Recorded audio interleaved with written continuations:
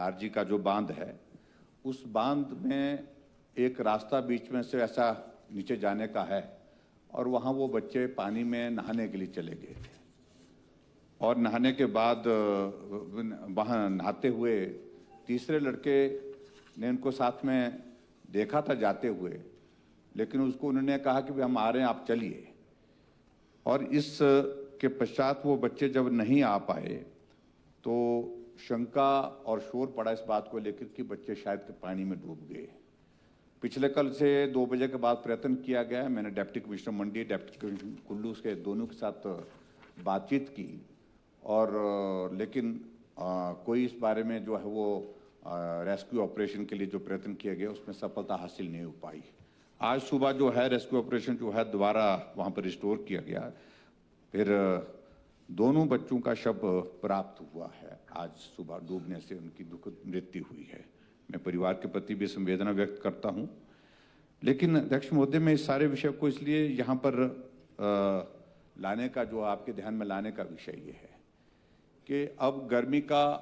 मौसम शुरू हो रहा है और हिमाचल प्रदेश में बहुत सारे टूरिस्ट भी आते हैं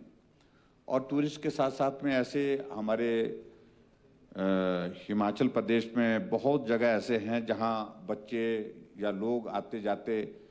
पानी में जाकर के स्नान करने के लिए जाते हैं और पर्टिकुलरली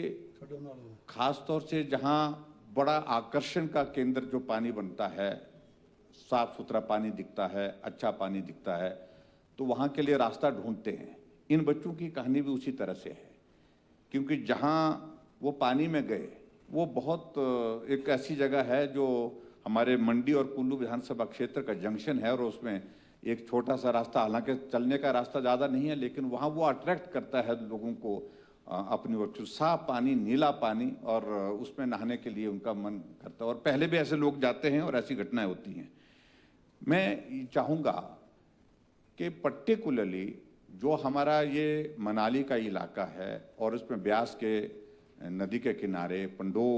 हमारा डैम है, लारजी डैम है, ऐसे ऐसे जो पॉइंट्स हैं उनको थोड़ा चिन्हित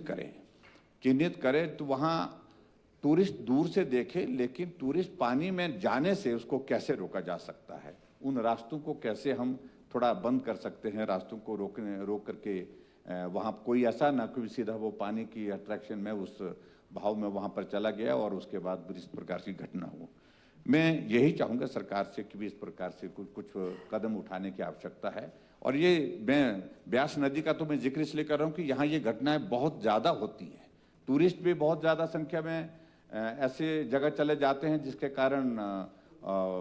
मृत्यु हो जाती है, डूब जाते हैं। और इसके साथ साथ में स्थानीय लोग भी चले जाते हैं, स्थानीय बच्चे, खास तौर से जो यूथ है, यूथ बहुत ज़्यादा अट्रैक्ट होता है, वो उस दिशा में जाता है। तो ऐसे कदम उठाने की आवश्यकता है और गर्मी के मौसम में ये घटनाओं का दौर और ज़्यादा बढ़ जाता है। तो इसलिए मैं आज आपने समय दिया इस विषय को यहाँ उठाने का, क्योंकि सुबह रेस्क्यू ऑपरेशन चल रहा था, इसलिए अभी अभी उनकी वो डेड बॉडी जो है रिकवर हुई है, तो इसलिए मैं समय पर नोटिस नहीं दे पाया। तो मैं चाहूँगा कि इस बात को सुनिश्चित सरकार करे कि आने वाले समय में ऐसी घटनाओं को रोकने के लिए जो आवश्यक कदम है वो उठाने का